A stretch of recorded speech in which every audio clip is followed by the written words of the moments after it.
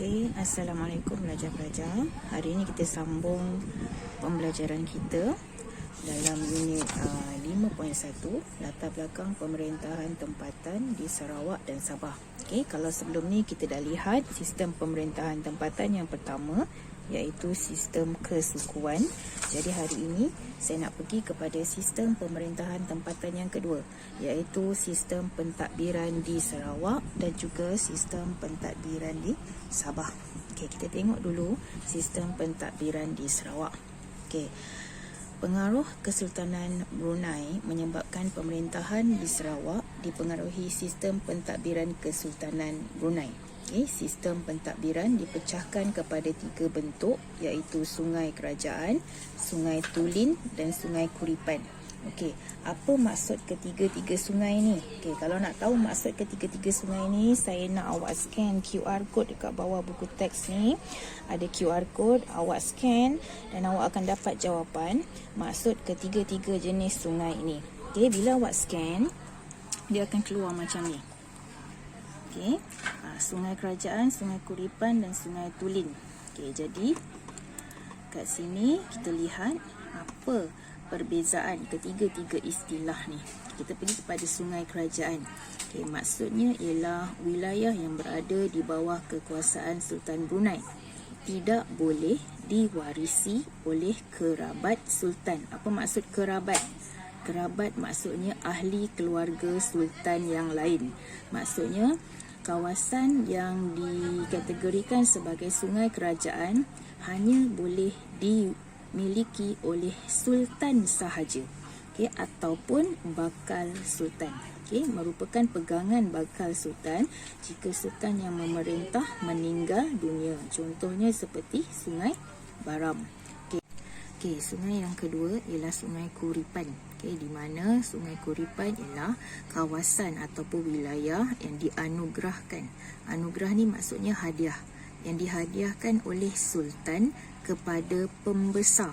Okey, selalunya pembesar itu terdiri daripada wazir, menteri dan pembesar daerah. Okey, wilayah ini masih boleh menjadi pegangan sultan dan baginda berhak memperoleh cukai. Okay.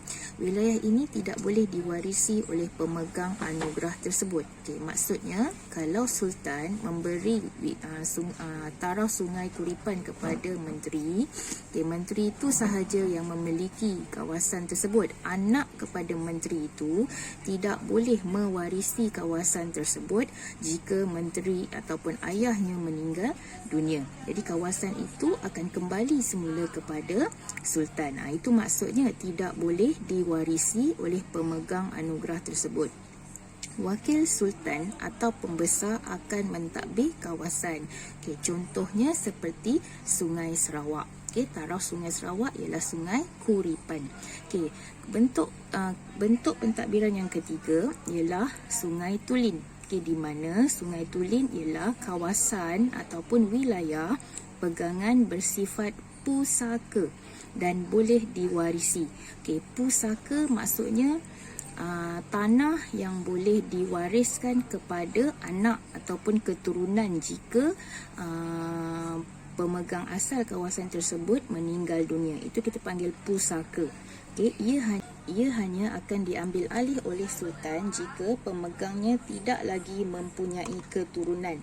Okey, maksudnya mungkin pembesar itu tidak ada anak atau tak ada lagi ahli keluarga yang boleh mewarisi harta, maka Sungai Tulin ini, kawasan yang dikategorikan sebagai Sungai Tulin ini akan kembali kepada sultan. Okay, contohnya seperti kawasan Sungai Limbang, Sungai Lawas, okay, di bawah pegangan Pangeran Temenggung Brunei dan Datu Pangeran Abu Bakar.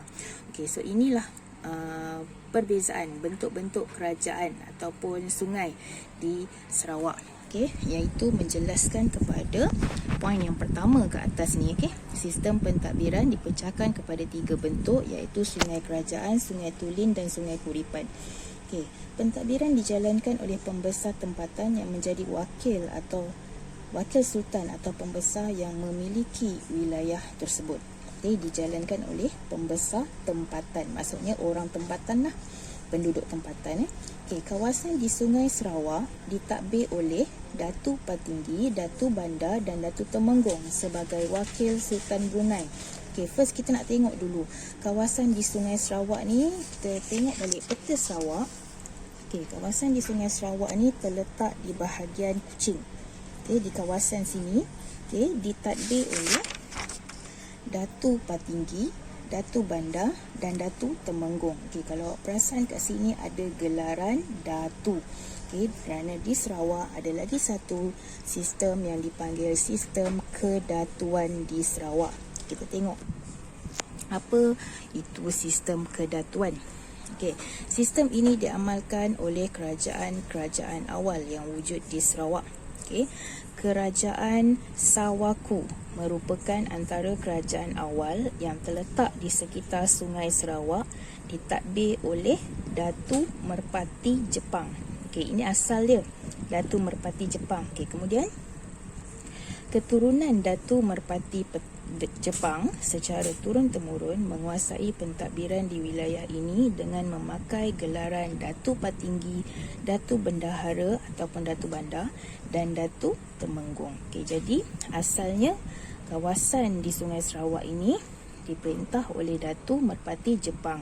Kemudian keturunan Datu Merpati Jepang adalah seperti Datu Patinggi, Datu Bendahara dan Datu Temenggung. Okey. Sewaktu sistem Kesultanan Brunei, golongan pembesar ini menjadi wakil bagi pihak Sultan Brunei.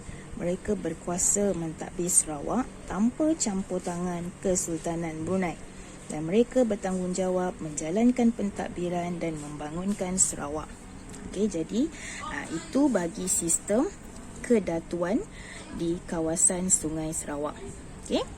Okey, seterusnya di kawasan pedalaman. Tadi dekat kawasan Sungai Sarawak, yang ni di kawasan pedalaman. Pedalaman tu maksudnya kawasan yang jauh dari pusat bandar, selalu kawasan-kawasan yang berhampiran dengan hutan. Okey, jauh daripada kawasan orang ramai.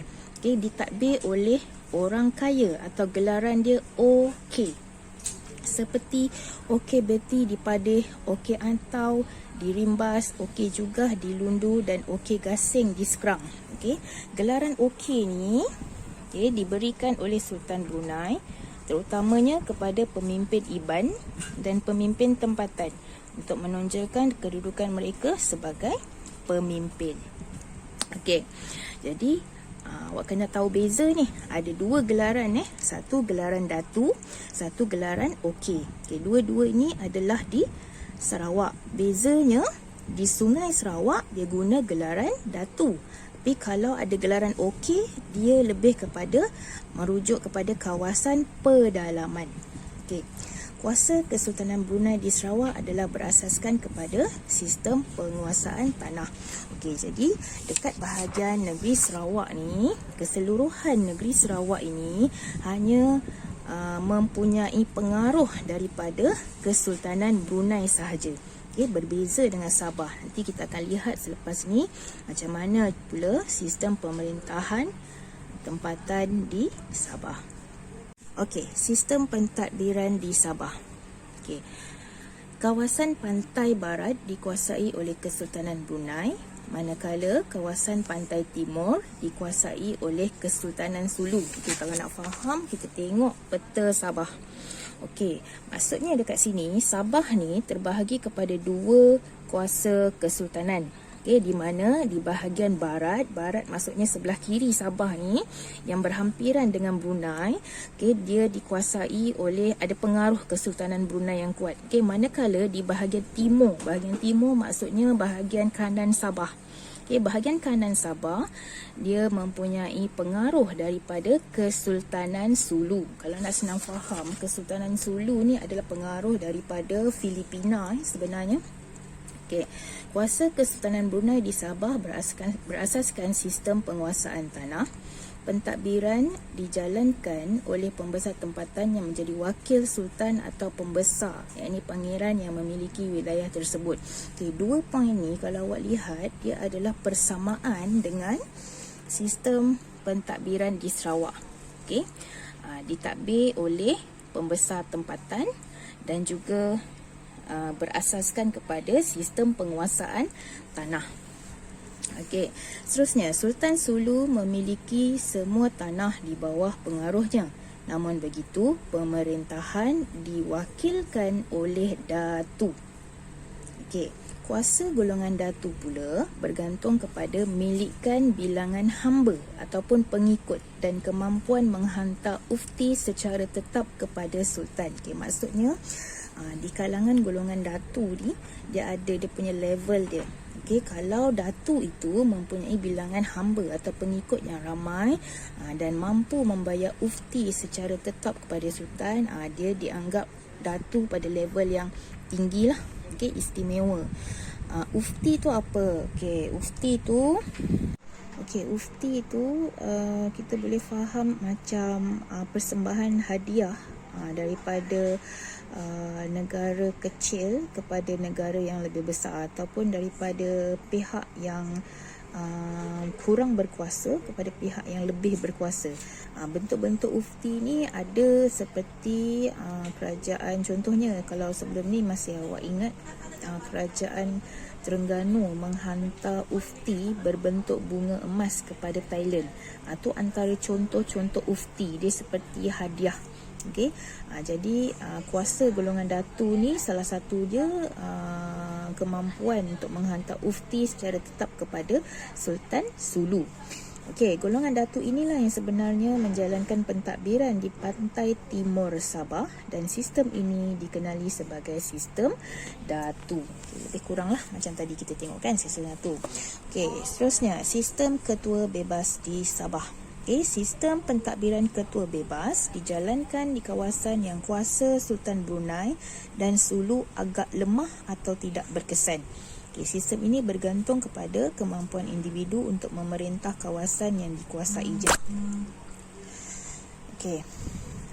So kalau kita tengok tadi, kita recall balik, bahagian pantai barat dikuasai Sultan Brunei, bahagian pantai timur dikuasai Sultan Sulu. Okey, selain kawasan pantai barat dan pantai timur ni, di mana kawasan ini nak kata kuasa Sultan Brunei pun tak kuat, kuasa Sultan Sulu pun tak kuat. Jadi dia ada sistem ketua bebas. Okey, ketua bebas muncul daripada sikap berani dan keperwiraan seorang tokoh yang mencabar kewibawaan sultan di kawasannya. Okay, mereka tergolong atau mempunyai pertalian keluarga dengan Sultan Brunei atau Sultan Sulu. Okay, mereka tidak mempunyai undang-undang tersendiri dan tidak mengiktiraf kuasa lain. Okay, contoh antara ketua bebas yang dikenali seperti Sharif Osman ataupun Datu Kerunding. Okay, so mereka ni berkuasa dan bertanggungjawab menjalankan pentadbiran di kawasan masing-masing. Okay, so jadi saya dah terangkan apakah sistem pemerintahan tempatan di Sarawak dan Sabah, dan sebelum ni kita dah belajar sistem kesukuan. Jadi saya tak nak pelajar keliru. Okay, saya recall balik, sistem kesukuan ni lebih kepada pemerintahan di dalam kalangan suku masyarakat Sabah dan Sarawak. Contohnya di kalangan masyarakat Iban, dia ada sistem kesukuan dia sendiri. Di kalangan masyarakat Bidayo, Bajau, Kadazan Dusun dan sebagainya, ada sistem kesukuan sendiri. Manakala sistem yang kedua, sistem pentadbiran tempatan ini lebih luas. Dia merangkumi kawasan yang lebih luas. Contohnya kawasan pantai barat Sabah, kawasan pantai timur Sabah, kawasan yang berhampiran dengan Sungai Sarawak. Meliputi pada kawasan yang lebih luas, dan dalam kawasan itu mungkin mempunyai lebih daripada satu suku. Mungkin didiami oleh beberapa suku. So pelajar kena jelas tahu beza apa beza sistem kesukuan dan sistem pentadbiran tempatan. Jadi sama macam tugasan yang pertama, tugasan yang kedua awak juga perlu hasilkan peta buih berganda untuk sistem pentadbiran Sarawak dan sistem pentadbiran Sabah. Di mana tadi saya dah beritahu antara persamaan sistem pentadbiran Sabah dan Sarawak adalah seperti dijalankan oleh pembesar tempatan. Kuasa Kesultanan Brunei berasaskan kepada sistem penguasaan tanah, dan ada juga sistem Datu. Okey, sistem Datu daripada Sarawak dan Sabah di bahagian timur. Okey, itu saja. Terima kasih.